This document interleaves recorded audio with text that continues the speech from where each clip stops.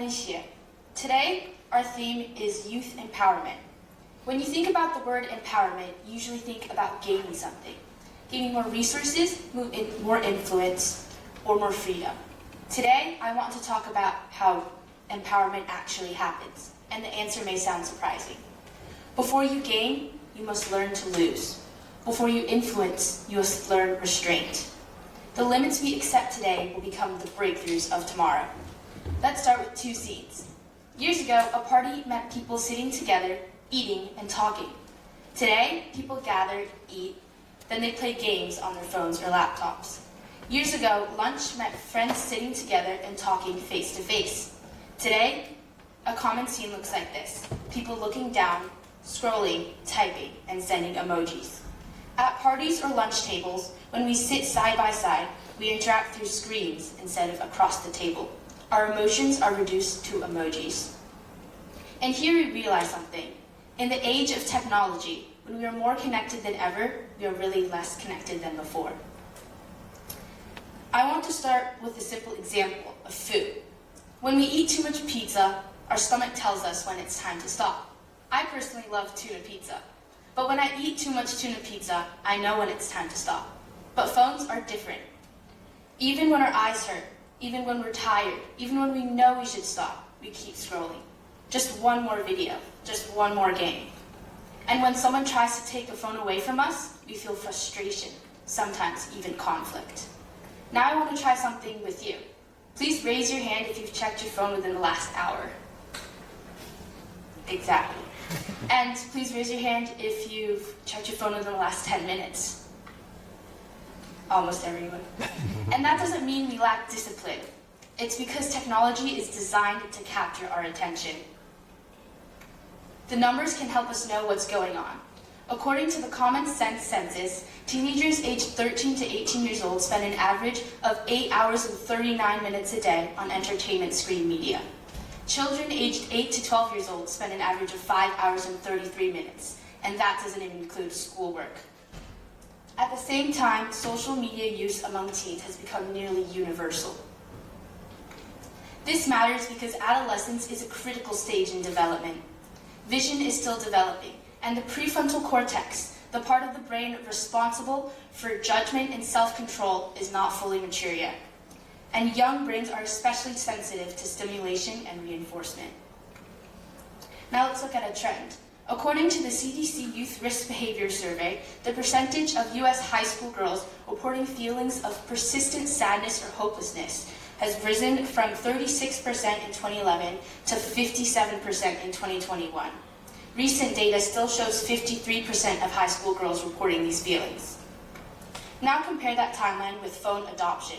According to Pew Research, smartphone ownership among U.S. teens rose from 23% in 2011 to 95% in 2018. At the same time, social media platforms exploded. Instagram launched in 2010, Douyin in 2016, and TikTok globally in 2017. By 2023, 63% of U.S. teens were using TikTok. Worsening youth mental health trends overlap almost perfectly with the rapid rise of smartphones and social media. Studies done by JAMA Psychiatry show that teens that spend more than 3 hours a day on social media face significantly higher risks of depression. Experts agree on one point. Screens aren't the only cause, but they can act as risk amplifiers, leaving young people more vulnerable. This is why the idea of a phone-free campus is gaining support. Phone-free does not mean rejecting technology. It means reclaiming control, not abandoning technology, but using it with guidance, discipline, and intention. New York State has been implementing phone-free policies across the state, and organizations like Half the Story, in partnership with the Clinton Foundation, have launched the Teen Tech Council, where young people themselves can discuss digital wellness. Sometimes, the best way to use technology tomorrow is to step away from it today. And the same principle applies to AI. Recently, we've seen professors pleading with students to please stop turning in assignments done completely by AI. Because assignments are not about finishing them. They're about strengthening the mind behind. AI can increase efficiency, but it can also reduce brain engagement and deep thinking. A study done by the MIT Media Lab shows that people who relied heavily on AI during writing showed lower brain connectivity and weaker memory recall. Researchers call this cognitive debt. When thinking is outsourced, the brain participates less. And here's the fascinating part and the most valuable insight. The best approach is not avoiding AI nor depending entirely on it. The optimal pattern is simple. First, think yourself, then use AI as assistance.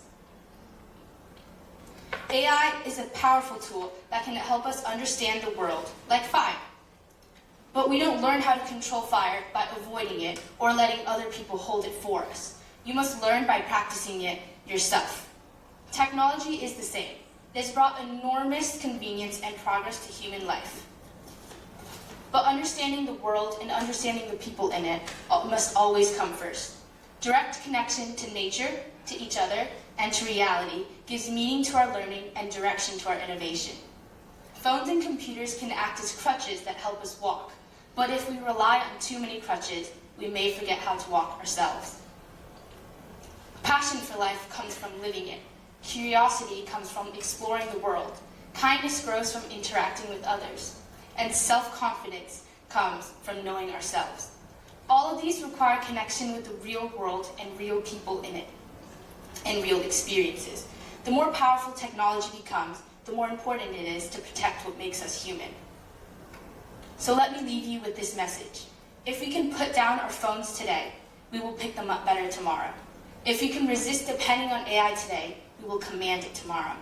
And if we refuse to rely on technology today, we will innovate it tomorrow.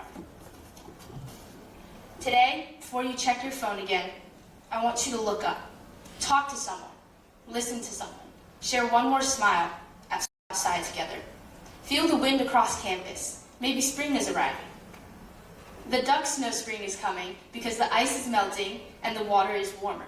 A phone cannot feel that, but we can.